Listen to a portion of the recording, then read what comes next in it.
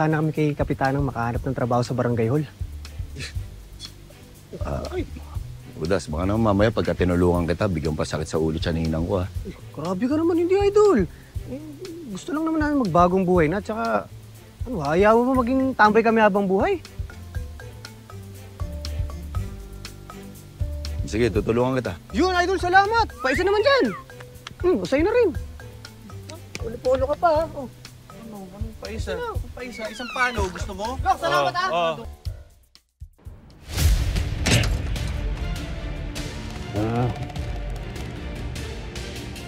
I'm glad you're back. Salamat, Boss Julio. Handa ka na ba ulit na sumabak? Pwede ka namang magbakasyon kung gusto mo, kaya lang. Sa'yo ako may tiwala eh. By the way, meron tayong darating na malaking laban. Galing sa China at saka sa Amerika ang mga pupusta. So mga 5 million ang kikitain natin dyan. Kaya kailangan natin ng magandang laban. Sino isasabong? Tingin mo dyan? Magaling mo yan, boss. Pero, delikado. Kung lumalaban yan, may inaatake yung isa sa atin. Subukan natin.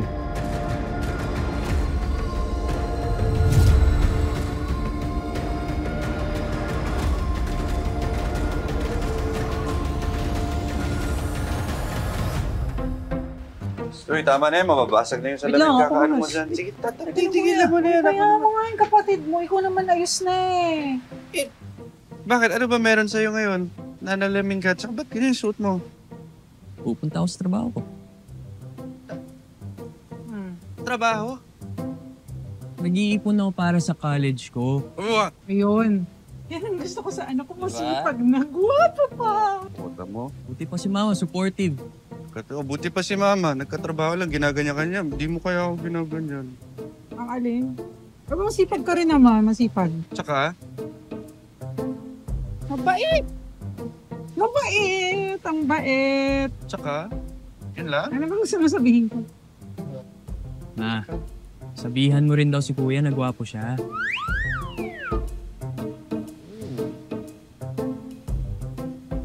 Wala naman ako anak na pangit. Diba? Nak yung baon ha. Ayokong uuwi ka. Teka lang. Mama, parang napilitan ka dun ha. Hindi naman. Aber, tignan natin ha. Boy Kamot. Oh, Wilfredo Navarro ka pala. Ito, siya. Okay.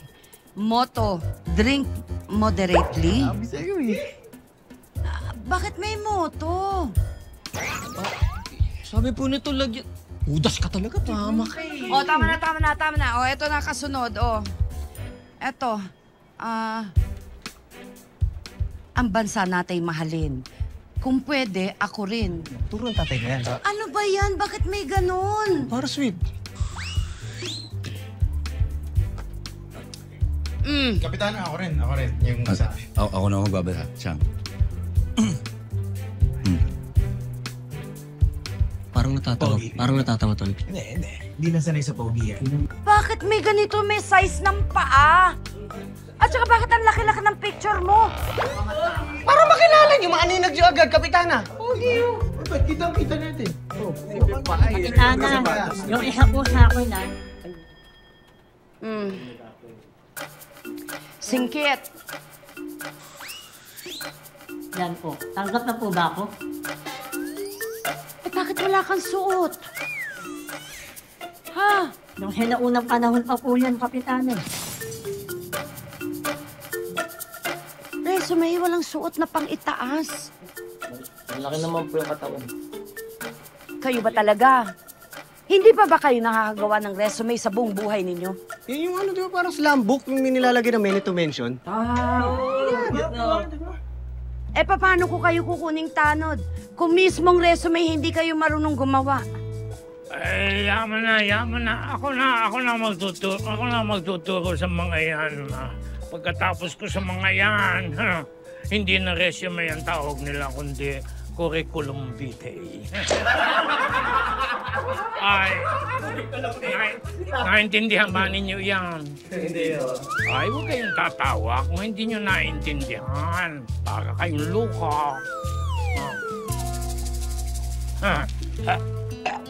Kanor, nakainom ka na naman ba? Hindi ba pinagsabihan na kita na kapag pupunta ka sa barangay, huwag kang iinom? Kunti lang naman. Ganari lang. E paano mo sila tuturuan? Kung ang sarili mo hindi mo maturuang tumigil. Anong gagawin mo dito sa barangay? Tatagay.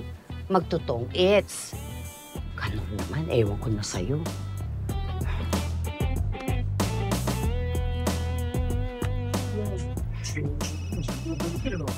May size ng paa, di ba? Kasi paano ka bibigyan sa paa? Alam mo yan.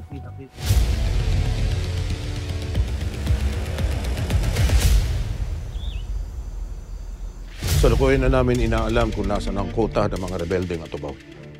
At kung siswertein tayo, Mayor, mamayang hapon lang malalaman na natin kung nasaan sila. Good. Good. Sigurado kayo dyan, ha? Hindi tayo nilaloko niyan. Sigurado kami, Mayor, dahil isa sa mga rebeldeng nahuli namin ang magtutugo. Magtuturo ko. Paano, Chief? Pinatakas namin siya. Ang hindi niya alam, meron tayong taong nakasunod sa kanya.